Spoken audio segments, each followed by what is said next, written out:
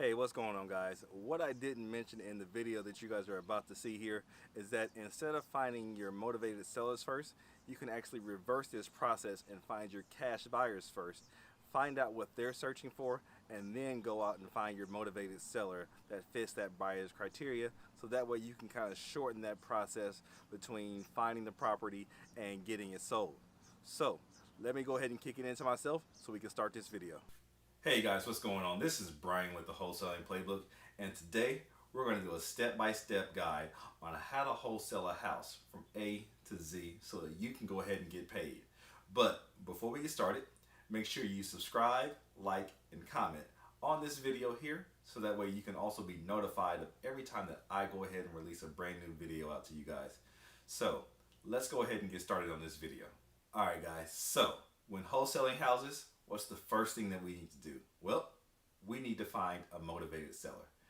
Now, what is a motivated seller? Well, that's somebody who has a problem property and they need to get rid of it quick.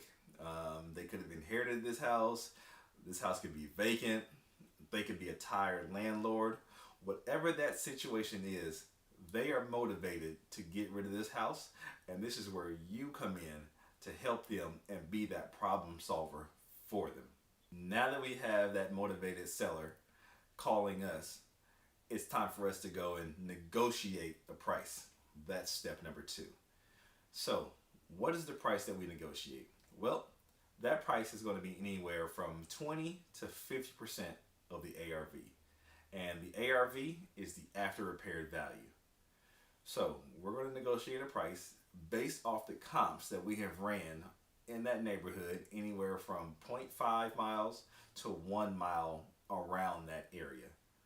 So when you're going into your negotiations, you want to make sure that you have all of your ducks lined up in a row, so that way you know exactly where you need to be on the purchase price of this home. Now that you've got that motivated seller, you've negotiated a purchase price with them, now it's time to add in your assignment fee. And of course, you don't want anything less than $2,500 for an assignment fee. Sometimes you may have to take less. It just kind of happens in this game here. So once you've got that price with the seller, you've added in your assignment fee of what you want to make on the deal. This is going to be your selling price to your cash buyer. So you want to make sure that, of course, your comps have been ran correctly, and that you've gotten the price low enough on your end so that way you're happy with it and your seller is happy with it. So now that we've done that, let's move on to step number 4, finding a cash buyer. Let's get these cash buyers looking at your property that you just got under contract with the seller. Now you've done all of your due diligence on your end. You've negotiated a great price. You put in your assignment fee, what you want to make. Let's go get this buyer. So where do you find these buyers at? And these buyers are all over the place. So you want to make sure that in your business you're telling everybody exactly what you do, because you never know where you'll run into a cash buyer. Craigslist, Facebook, your local RIA. These are all the places that you are going to want to network in to find these cash buyers. And once you get a cash buyer, and you're going to want to have a lot of these, but you'll realize that only a few of them will be actual performing cash buyers. So make sure that you're talking to everybody every day, letting them know exactly what you do. And this is how you get cash buyers. You've marketed your property out on Craigslist. You went to the RIA meetings. It's on Facebook, Instagram, wherever you want to put this property at. And now you've got a cash buyer ringing your phone. So what do? You take them to the property, let them see it. They're excited about it. It's priced right. Sign the contract with the buyer at that property. Now, will all buyers do this? No. Some will haggle with you and try and get the price down.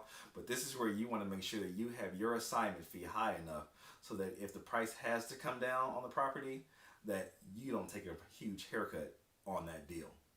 So get that contract signed with the cash buyer. That'll move us into step number 6, where we get that property over to the title company.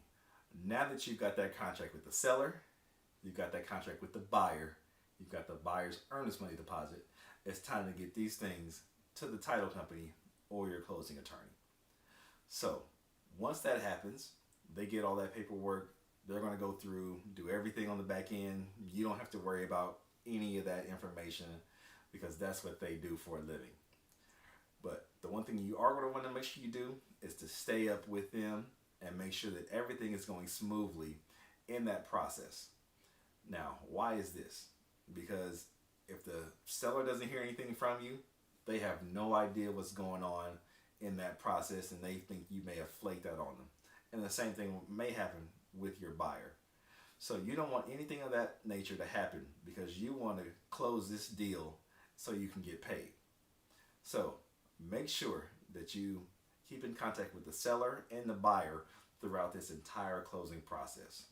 And that'll lead us into the last thing that's going to happen once we get this deal closed. The title company just gave us a call and they're ready to close. The buyer is going to bring their funds to the table to close out the rest of the deal. The seller is going to show up, sign some paperwork, pass out these keys to the new buyer. That way we can get our assignment check. That's the entire process right there in a nutshell. Now, it's not of course, it's not an in-depth of an A to Z on closing a property deal, but of course, I mean, anything can happen in a deal. So you may have to, like I said, save a deal, renegotiate with the seller, renegotiate with the buyer. Anything can happen with this house in the time that you sign a contract. So that way you want to make sure that you stay in this deal the entire time. For most of us, you guys are just starting and you don't have an acquisitions manager. You don't have anybody else there to help you. It's just you. So make sure that when you're doing these steps of the motivated seller, negotiating the deal, finding your cash buyers, talking to your attorney and your title company, that you stay in these deals closely until you get to that point where you can then get some help and then you can kind of back out of that situation on a day-to-day basis. But this is how you wholesale a house from A to Z. This has been Brian with the Wholesaling Playbook. Like I said, make sure you like, subscribe, and comment. And also check out the website as well. I'll see you guys in the next one. Peace.